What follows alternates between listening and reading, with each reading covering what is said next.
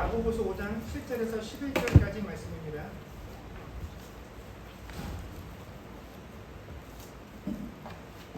야고보서 5장 7절에서 11절까지 말씀을 저와 여러분이 한 절씩 교독하겠습니다. 그러므로 형제들아, 주께서 강림하시기까지 길이 참으라. 보라, 농부가 땅에서 나는 귀한 열매를 바라고 길이 참아 이른 비와 늦은 비를 기다리나니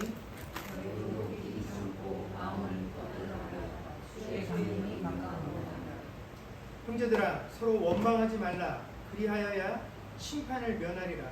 보라, 심판주가 문 밖에 서 계시니라.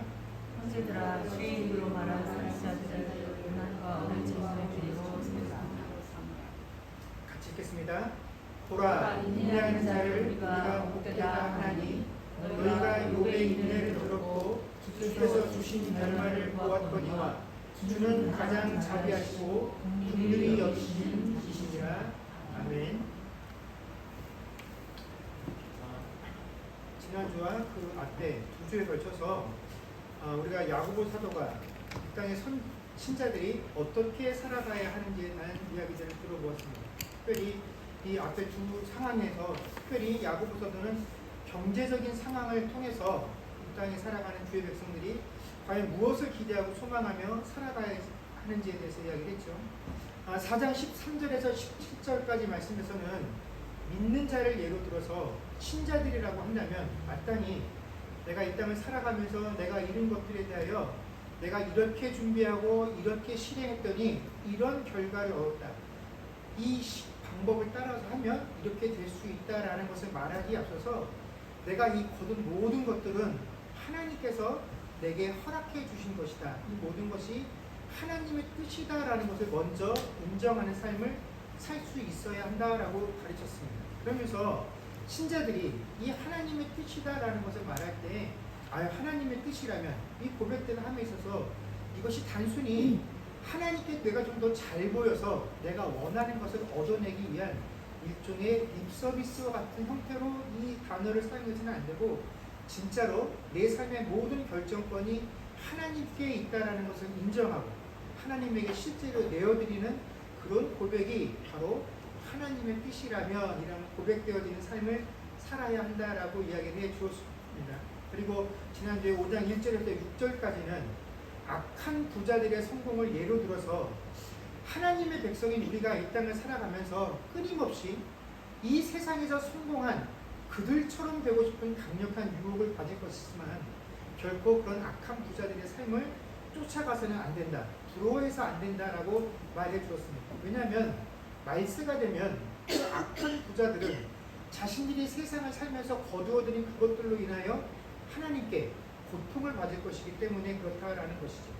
지금은 우리가 이 땅을 살아가면서 비록 그 악한 부자들이 이 땅에서 거두어들인 그 성공과 형통한 모습들에 가려져서 우리가 하나님의 백성으로 하나님이 우리에게 부여해 주신 그 뜻을 가장 가치 있는 것으로 여기며 그것들을 지키며 살려고 하는 그 우리들의 노력과 헌신과 오래 참음들이 악한 사람들의 형통과 성공에 가려져서 야, 믿는 사람들 뭐 저렇게 사나, 저렇게 힘들고 고통스럽게 사나, 우리들의 삶의 모습들이 인정받을 수 못할 수도 있지만 마지막 때가 되면 하나님께서 이 세상의 부자들이 자신들이 그동안 자랑스럽게 내놓았던 그 모든 것들이 오히려 부끄럽게 여기게 되는 그런 시기가 올 것이고 하나님의 뜻대로 살기 위해서 우리가 했던 그 모든 순종들이 하나님 앞에 인정받는 그 날이 분명하게 오게 될 것이다라고 말씀하면서 그러므로 신자는 이 땅에 사는 동안에 세상 사람들이 부러워하는 그 성공에 더 가치를 두기보다는 그런 것들을 이루지 못한다 할지라도 내가 하나님 뜻대로 살고 있습니다. 하나님 뜻에 순종하며 살고 있습니다. 라고 하는 그 사실에 더 큰 가치를 부여하고 살아야 한다. 내가 이 땅에서 그렇게 사는 자가 되기를 원합니다. 하고 살아야 한다라고 가르쳐 주셨습니다. 근데 문제는 우리가 이런 것들이 이미 다 알고 있다라는 것이죠. 이것은 알고 있지만 이것을 해내기가 어렵다라는 게 우리에게는 항상 문제가 됩니다. 그래서 그러면 과연 이 야고보 사도가 우리에게 가르치고 있는 이 문제들을 우리가 이 땅에서 어떻게 하면 그렇게 하고 살 수 있느냐 하는 질문이 생기게 되고 그 질문에 대한 답이 바로 오늘 본문의 말씀이다라는 것이죠. 7절 말씀은 우리가 다시 한번 보겠습니다. 7절 한번 다시 읽겠습니다. 읽겠습니다. 시작. 그러므로 형제들아 주께서 강림하시기까지 길이 참으라. 보라 농부가 땅에서 나는 귀한 열매를 바라고 길이 참아 이른 비와 늦은 비를 기다리나니. 아멘. 답은 아주 간단합니다. 어떻게 하라고요? 길이 참으라라는 것입니다. 오래 참으라라는 것입니다. 그때를 언제까지 있냐면 주께서 강림하시기까지, 세상의 마지막 날까지 주님이 오시든지 우리가 먼저 죽어서 주님 앞에 섰든지 우리가 주님을 대면하는 그 날까지 우리가 주께서 부여하신 그 가치들을 가지고 이 땅에 살면서 우리에게 가장 필요한 덕목이 뭐냐면 길이 참으라라는 것입니다. 여러분, 이 참는다라는 것, 인내한다라는 것은 사실 우리의 신앙생활에만 필요한 것들이 아니라 우리가 이 세상을 살아가는 모든 상황 속에 참으로 꼭 요긴하게 요구되어지는 덕목이다라는 것이죠. 우리가 세상을 살아가면서 내가 원하는 것, 내가 필요로 하는 것을 얻기 위해서라면 그것을 얻기 위해서 내가 좋아하는 것들을 참고 인내하는 것들이 분명히 필요하다라는 것입니다. 학생들이 좋은 대학에 가기 위해서 내가 놀고 싶고 쉬고 싶고 오락하고 싶은 그 시간들을 참고 인내하고 공부에 투자를 해야만 하는 그런 시간과 기간이 필요한 것처럼 우리는 내가 원하는 것들을 얻기 위해서라면 누구라도 다 이 길이 참는 것들이 필요하다라는 것이죠.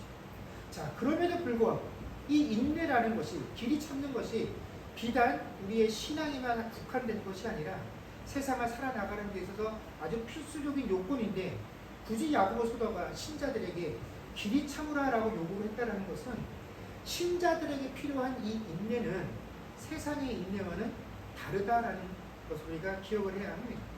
그래서 이 야고보 사도가 그 인내에 관한 이야기를 하면서 첫 번째로 예를 든 것이 바로 농부의 이야기인 것입니다.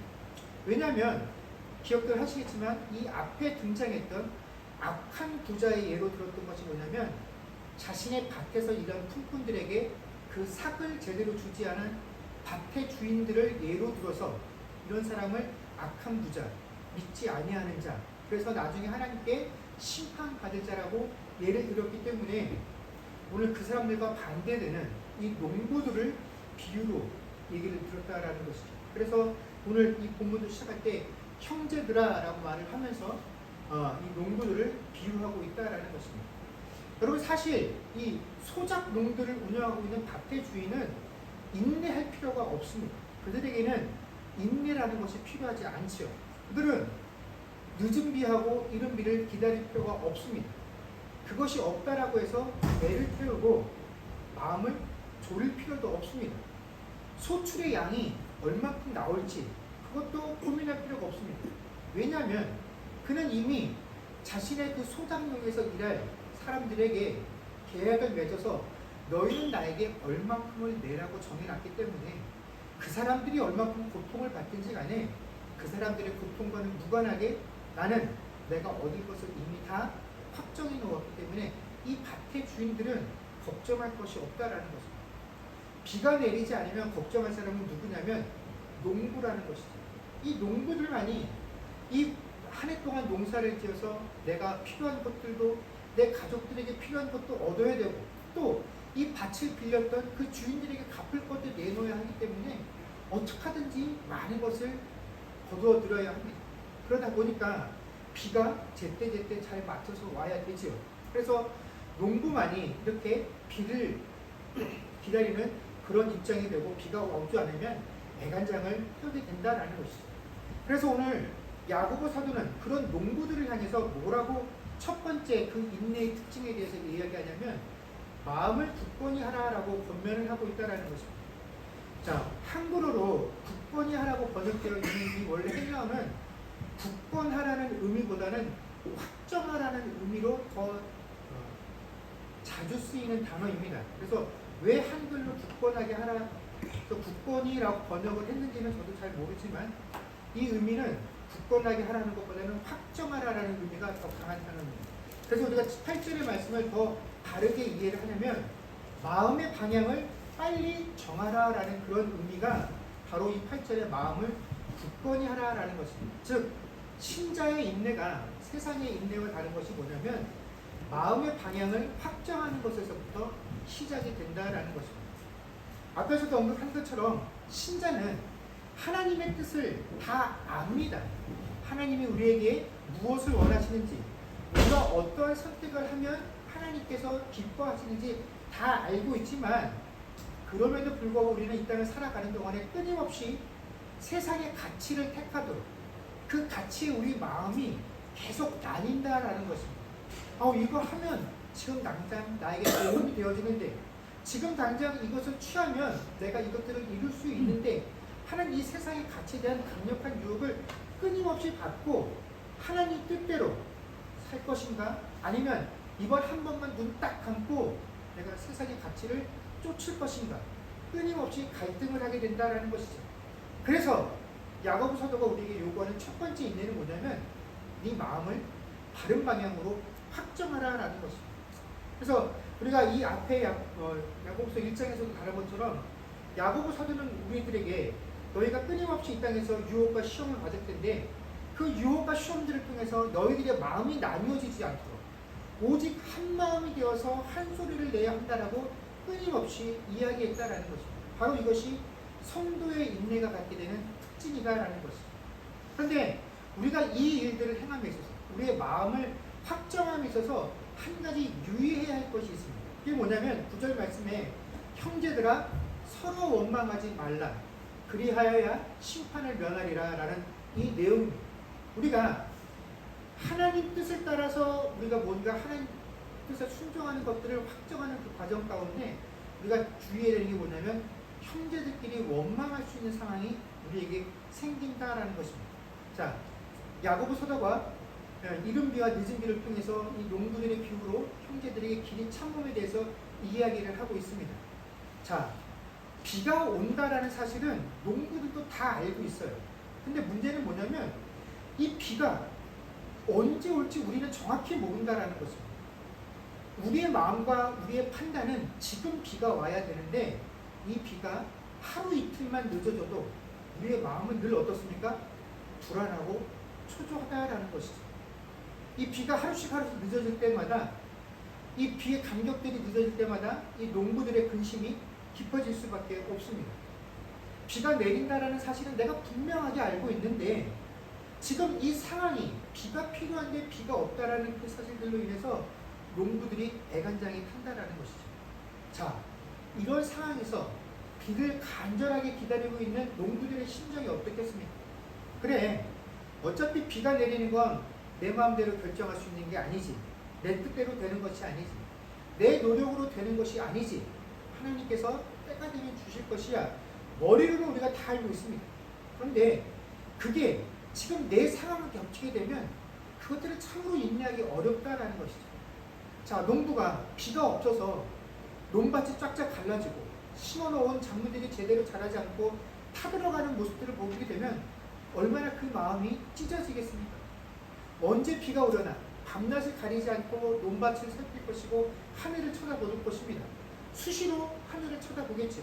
근데 이런 마음으로 하늘을 쳐다볼 때 그들의 입술이 어떻겠습니까? 하나님, 때가 지시면 주실 줄로 믿습니다. 하나님, 내 이 상황을 하나님이 나보다 더 잘 아실 걸로 믿습니다. 저는 하나님이 꼭 필요할 때 주실 줄로 믿습니다. 라고 입에서 고운 바른 입술이 나오는 게 아니라 아니라는 거 뻔히 알면서도 우리들의 입술이 죄 지을 상황이 많게 된다라는 것입니다. 이처럼 나를 둘러싸고 있는 이 상황이 여유롭지 않을 때 내 마음이 복잡해지고 불확실한 미래가 점점 더 확실해지고 있으면 우리는 그 결과로 인해서 어떻게 됩니까? 두려움에 쌓이게 됩니다. 이렇게 두려움에 쌓이게 될 때 우리의 연약함이 표출되는 가장 원초적인 모습이 뭐냐면 가장 가까운 사람들을 원망하게 된다라는 것이죠. 여러분, 인내를 필요로 한다는 것은 기본적으로 무엇입니까? 내 능력과 내 의지로는 되지 않는 상황을 의미하는 것입니다. 그 말은 결코 내 마음도 내 육신도 편하지 않은 상태다라는 것이죠. 그러다 보면 우리가 예민해지게 되고 그러다 보면 작은 일에도 쉽게 화를 내는 그런 상황이 되어진다라는 것이죠. 우리가 이렇게 해서 여러 명이 모여서 같이 신앙생활을 하고 뭐 집안 생활을 하든 직장 생활을 하든 대부분의 사람들이 마음이 여유롭고 평화로울 때 그 중에 한두 사람만 고통을 받고 있다라고 한다면, 그 중에 한두 사람만 고난을 겪고 있다라고 한다면, 그 고난 중에 있는 한두 사람이 짜증을 내고 화를 내도 대부분의 사람들이 다 편안하면 그거를 여유롭게 다 받아줍니다. 아, 저 사람 요즘 힘들어. 그러니까 우리가 이해를 해주자. 그런데 여러분, 많은 사람들이, 그 공동체에 있는 사람 대부분이 똑같은 상황에서 똑같은 고난을 겪고 있다라고 한다면 모든 사람들이 예민하기 때문에 그런 상황 속에서 누가 한 사람이 내 상황을 먼저 앞세우고 내 감정이 더 누군가에게 인정받고 배려받기를 원하다 보면 어떻게 됩니까? 거긴 싸움밖에 날 것이 없다라는 것이죠. 그렇게 되면 원망밖에 남는 것이 없습니다. 여러분, 사랑하는 남녀가 있습니다. 너무나 사랑해서 서로가 평생의 반려자가 되기로 결정을 하고 결혼을 합니다. 그리고 결혼해서 사랑의 결실로 자녀를 갖게 되죠. 그런데 이 대부분의 부부들이 바로 이 사랑의 열매로 얻게 된 자녀를 양육하는 과정에서 심한 갈등을 겪게 됩니다. 남편은 밖에 나가서 하루 종일 일하고 집에 들어오면 아이들을 돌보는 기쁨은 잠시뿐이고요. 나는 하루 종일 밖에 나가서 힘들게 일하다 돌아왔으니 나는 집에서는 어떻게 해요? 좀 쉬어야 되겠다라는 마음이 훨씬 앞선다라는 것입니다. 밖에 나가서 내가 얼마나 힘들게 일하고 돌아오는지를 이야기하면서 이 지치고 힘든 내 몸과 마음이 가정에서 쉼과 휴식과 이 가족들을 통해서 위로받기를 더 원한다라는 것이죠. 그러다 보니까 이 육아는 여전히 누구의 몫이 됩니까? 아내의 몫이 되죠. 하지만 반대로 하루 종일 집에서 혼자서 육아를 하고 있던 아내들은 어떻습니까? 남편만 돌아오기를 학수고대하죠. 왜 그렇습니까? 남편이 돌아오면 이 아이를 잠깐이라도 남편에게 맡겨놓고 나는 그 사이에 숨을 돌릴 여유가 생길 것이다 라고 기대하기 때문에 그렇습니다. 그런데 집에 돌아오자마자 남편이 야, 하루 종일 애 보느라 힘들었지. 자, 이제 내가 왔으니까 애 나한테 잠시 맡겨놓고 잠시 당신이 좀 쉬어. 이제 내가 애 볼게.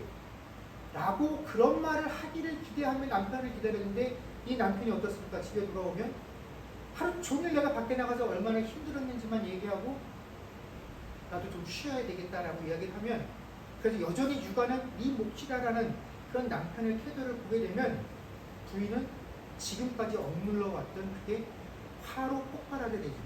그래서 서로 싸우게 됩니다. 아마 이 두 분 중에 한쪽이라도 조금 더 여유가 있다라고 한다면 다른 사람이 내고 있는 그 화와 짜증을 받아줄 수 있겠죠. 그런데 양쪽이 다 힘들기 때문에 어떻게 됩니까? 서로 힘든 얘기를 하죠. 그러면 상대방은 어떡합니까? 너만 힘드냐? 나도 힘들다. 너만 이랬냐? 나도 이랬다. 결국 그 가장 귀한 선물이다라고 말하는 내 아이를 품에 놓고 그 아이를 가운데 놓고 그 선물로 인하여 서로 가장 아끼고 사랑해야 할 대상들이 미워하고 원망하는 일들을 행하게 된다라는 것입니다. 여러분, 단지 육아만의 문제뿐만이 아닙니다.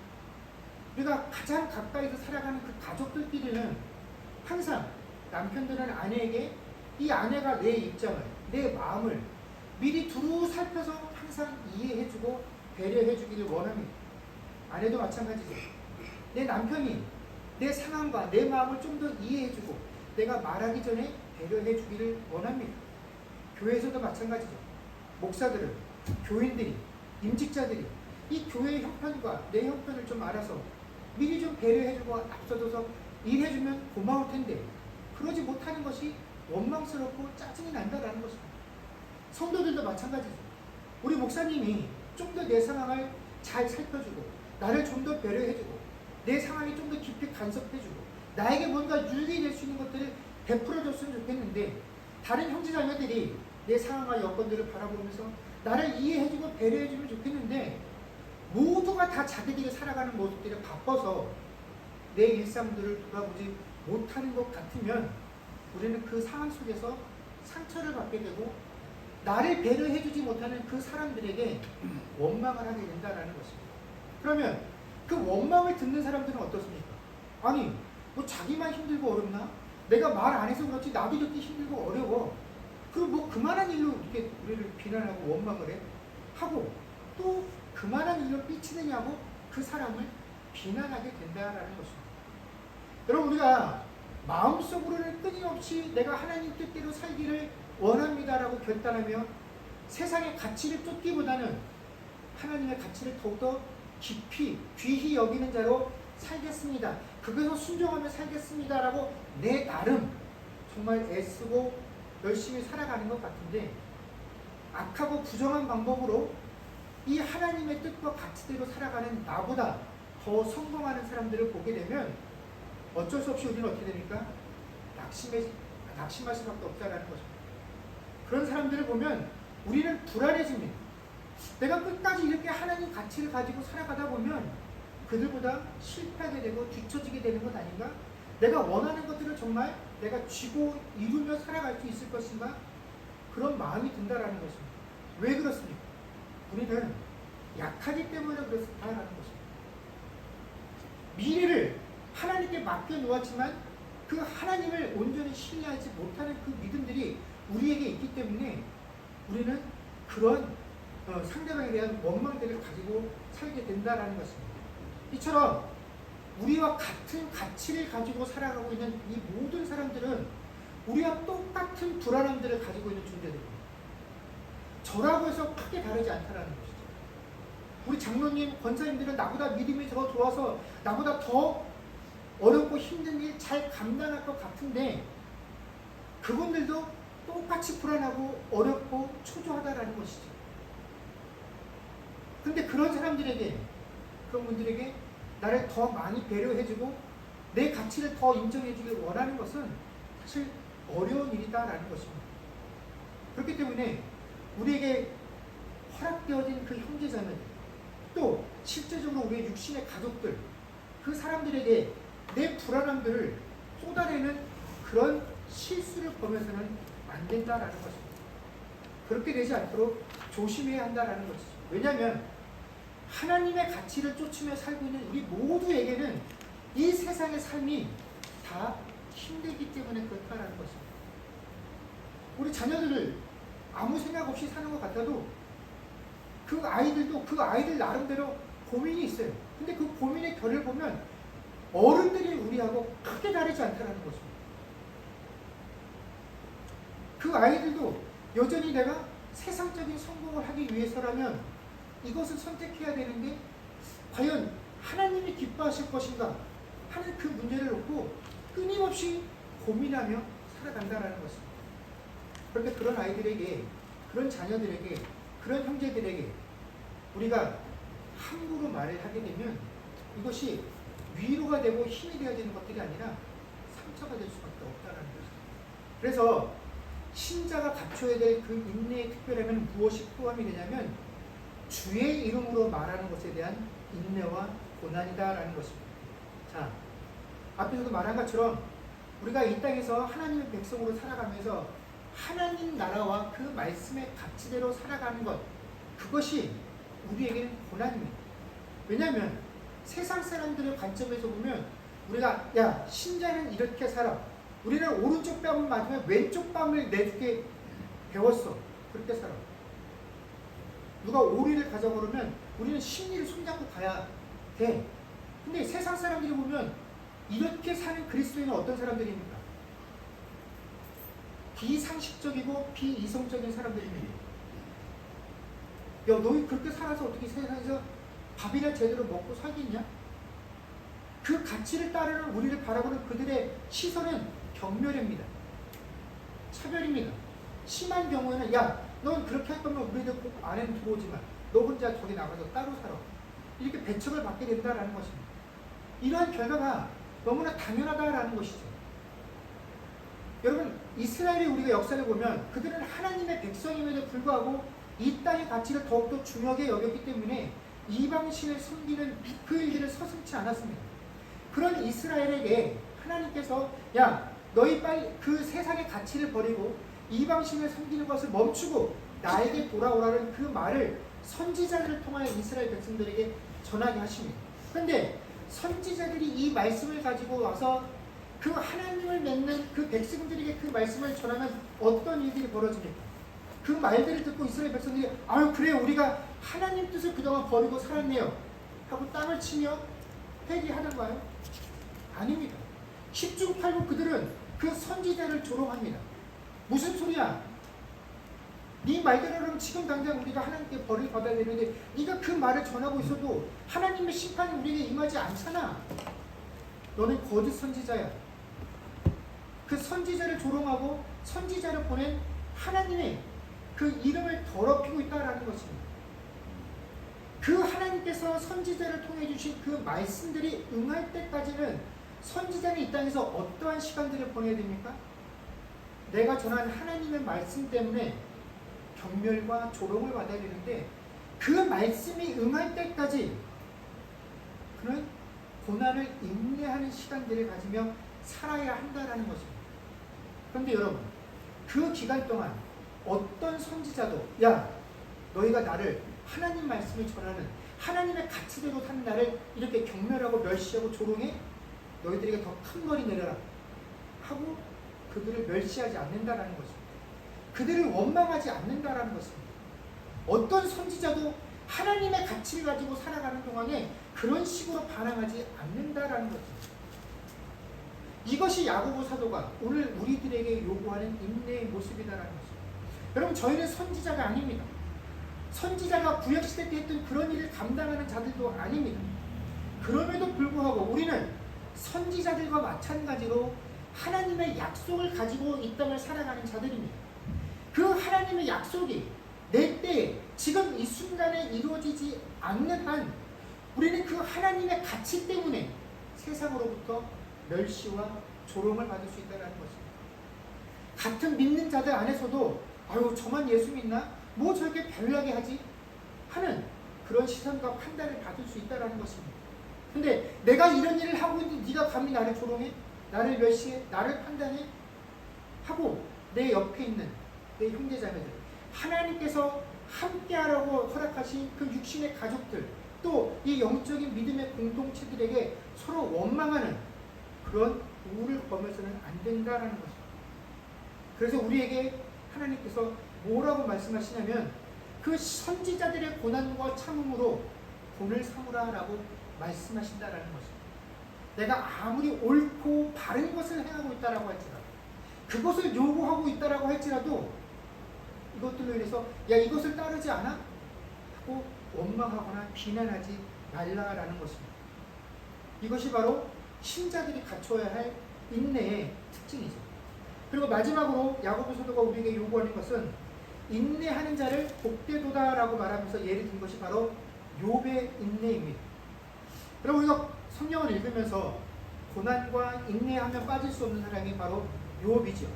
그러나 우리가 이 욥을 고난 가운데 인내한 사람이라고 알고 있는 것과 그 내용에 비교해서 사실 이 욥은 우리가 알고 있는 것처럼 그렇게 잘 인내했던 인물은 아닙니다.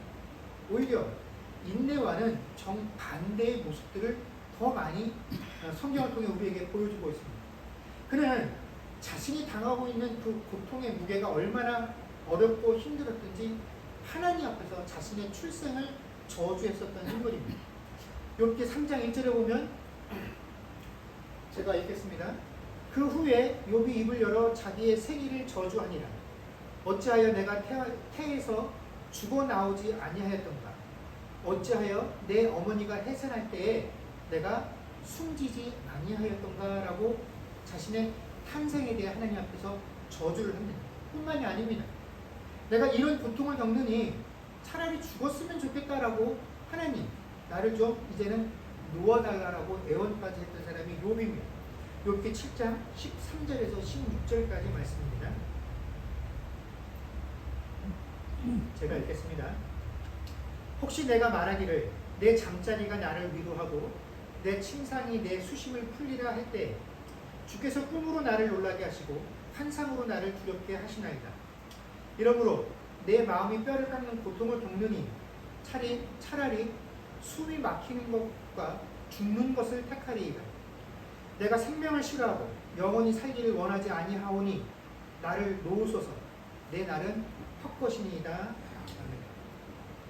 이 말이 뭐냐면 욥이 깨어 있는 동안 너무나 힘들고 어려워서 잠이 들면 그 잠자는 사이라도 내가 이 고통을 좀 잊을까 싶어서, 그런데 하나님이 잠도 허락해 주지 않는다라는 것입니다.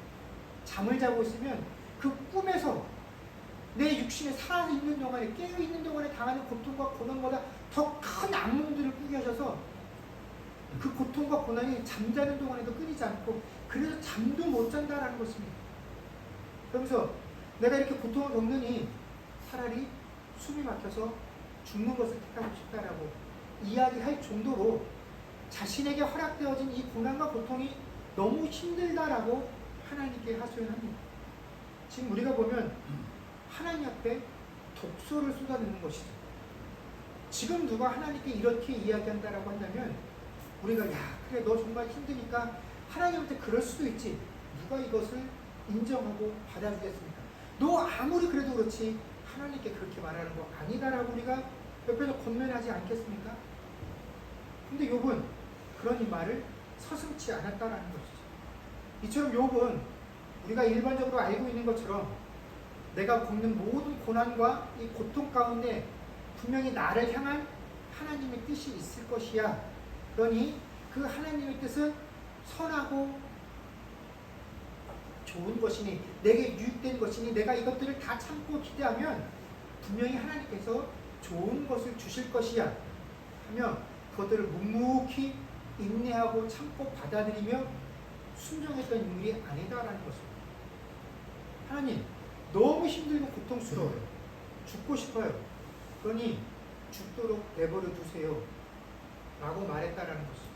도저히 우리에게 인내의 모범이다라고 소개될 만한 인물이 아니었습니다. 그런데도 야고보 사도는 욥의 인내를 보고라고 우리에게 이야기하고 있습니다. 도대체 욥의 무엇을 보고 우리에게 인내의 본이다라고 설명을 하고 있는 것일까요?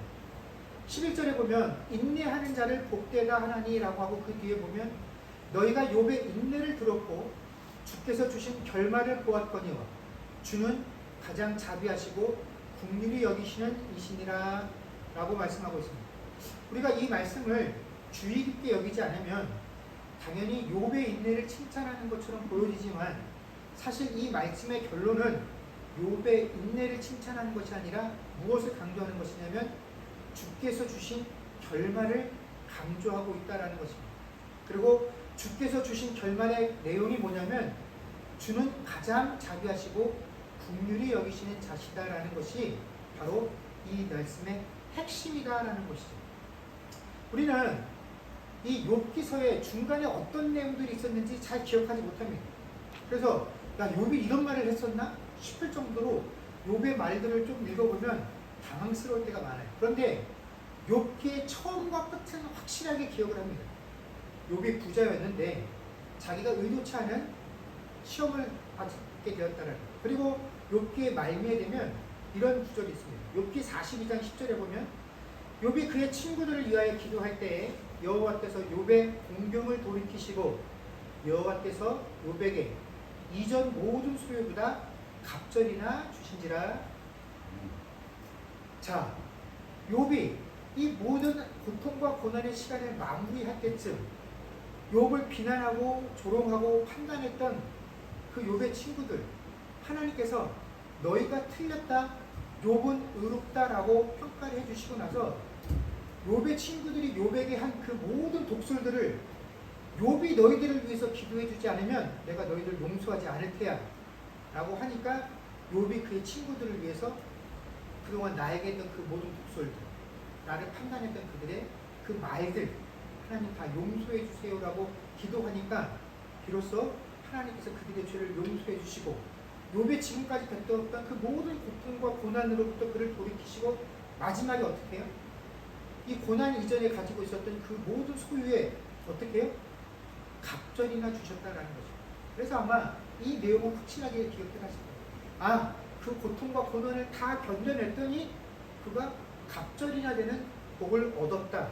그래서 우리는 그게 욥이 인내하고 참았더니 결국은 그렇게 하나님께서 그걸 인정해 주셔서 2배 이상의 복을 주신 것이다 라고 믿어왔다라는 것입니다. 그러나 정말로 우리가 생각한 것처럼 욥의 인내에 관한 결과로 하나님께서 그에게 그런 복을 주신 것이었다라고 한다면 이 결말은 오늘 야고보서의 말씀은 욥의 결말이어야 합니다.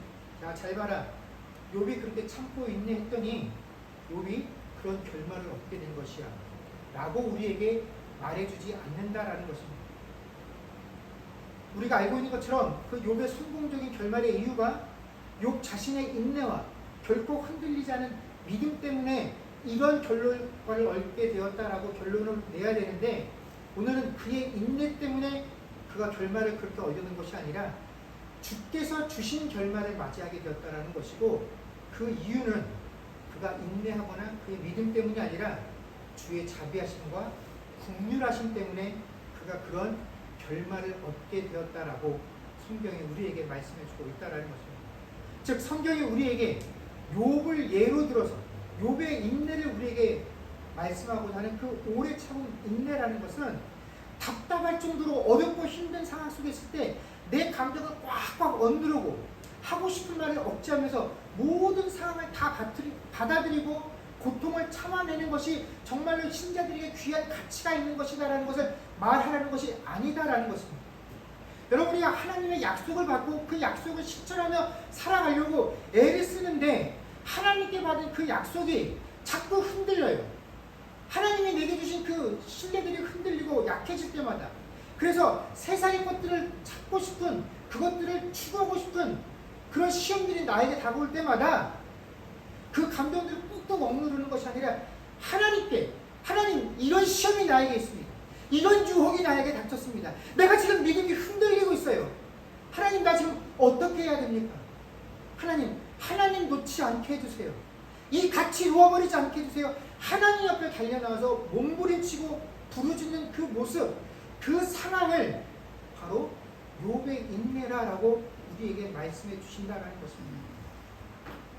욥의 친구들은 욥에게 야 네가 이런 징계를 당하고 네가 받고 있는 이 고난과 고통이 바로 네 선택 때문에 너의 행실 때문에 이렇게 된 것이라고 하나님께 징계를 받고 있는 것이기 때문에 너는 하나님 앞에 나아가 자격도 없다라고 이야기하며 무조건 하나님께 회개하라고 이야기를 했습니다. 그러나 하나님께서는 그렇지 않으신다라는 것입니다. 설사 그 친구들의 말이 100번 울어서 내가 당하고 있는 이 모든 고난이 고통이 다 내가 지은 죄의 결과라고 할지라도 하나님께서 원하시는 것은 아유 내가 하나님께 이런 죄를 지어서 이런 고통과 고난 가운데 있으니 내가 이 받아도 싸지 내가 인내하고 참아야지 그런 것이 아니라 그 상황 가운데 그 고통의 무게들을 가지고 하나님 앞에 나오라는 것입니다. 억울하다라고 하나님께 이야기하라는 것입니다. 아프다라고 이야기하라는 것입니다. 내 죄가 있다라고 할지라도 하나님 너무 과하다라고 하나님께 부르짖으라는 것입니다. 이 욥이 변론하기를 원했던 그 하나님은 아버지의 죽지도 아니한 아버지의 재산을 요구하며 집을 나가서 다 탕진하고 돌아왔던 그 둘째 아들이 돌아왔을 때 그 아들을 위하여 잔치를 베푸시는 그런 아버지와 같은 존재이시고 당신을 늘 배반하여 이방신을 음란하게 섬겼던 이스라엘들이 하나님 힘들어서 못 살겠습니다라고 말하면 그들을 긍휼히 여기셔서 구원을 베푸시는 자이시고 하나님을 알지 못하는 이 세상을 사랑하사 믿지 아니하는 이 세상을 향해 독생자를 주신 그 분이 바로 우리의 아버지이시기 때문에 그렇다는 것입니다. 사랑하는 성도 여러분, 우리의 참고 기다림, 성도의 인내라는 것은 우리가 아무리 힘들고 고통스러워도 야 내가 뭐 이런 거 갖고 하나님께 말하나 꾹꾹 참고 잘 견뎌내면 하나님 난 그렇게 어렵고 힘들 때에도 이것들을 잘 참고 인내해냈어요. 그것을 공로 삼아 하나님께 나가 하나님 내가 이렇게 참고 인내했으니 내게 복을 주십시오. 이런 것 아닙니다.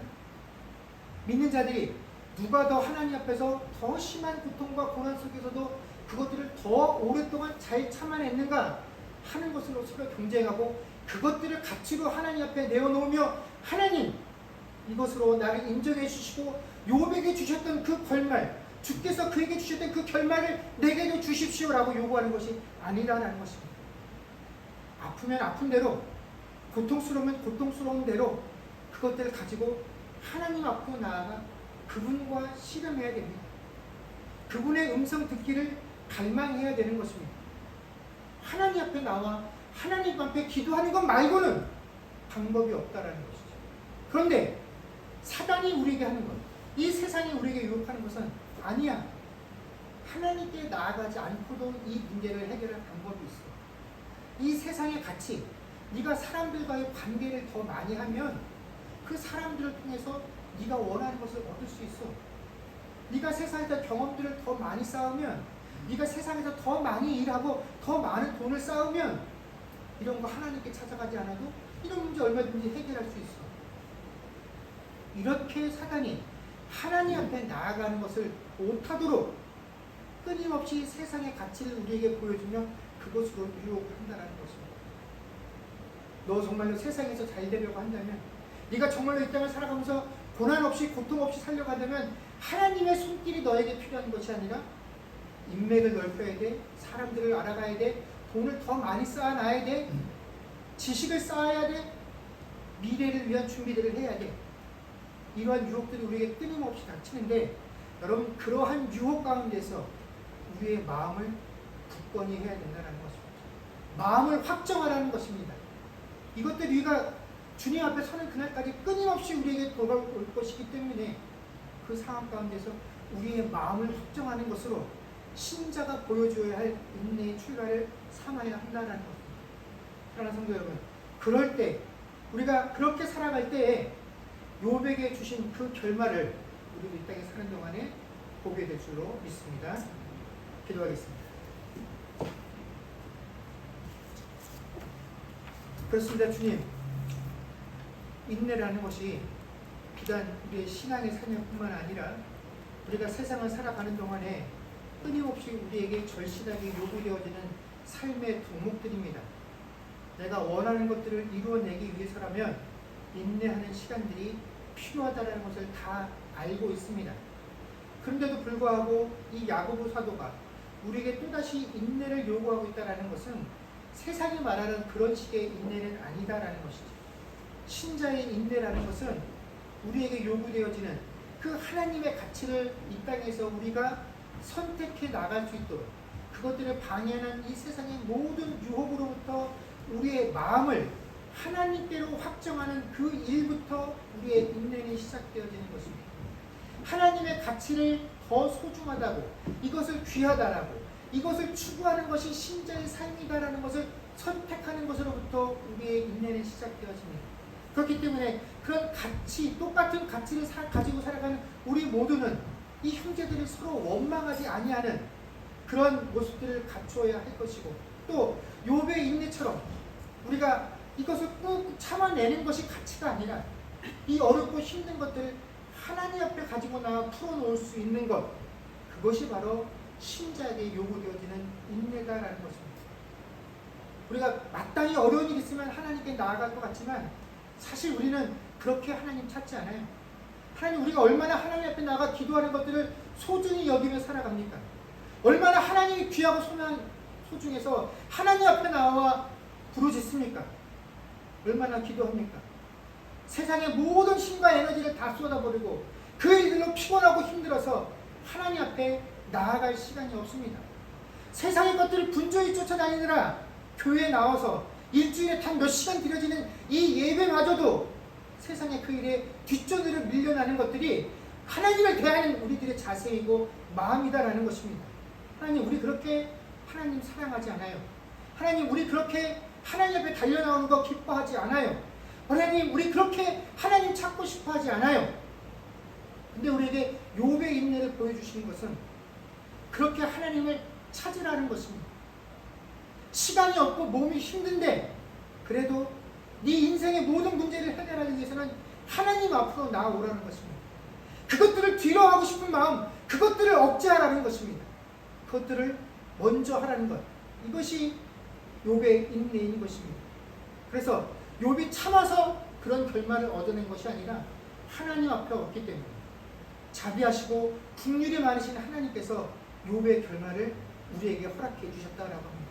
정말 우리가 이 땅을 살아가는 동안 욥의 결말을 보고 싶다라고 한다면 바로 그 욥의 인내를 본으로 삼는 자들 되게 하여 주옵소서. 감사드리며 우리 주 예수님의 이름으로 기도드립니다. 아멘.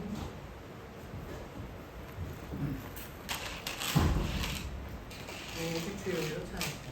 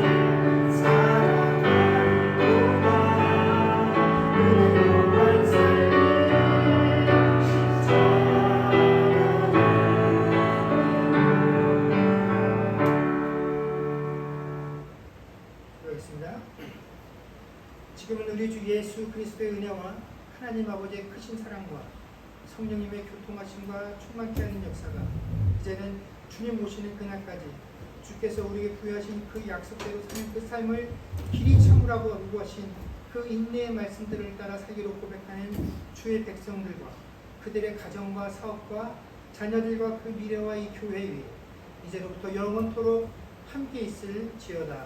아멘.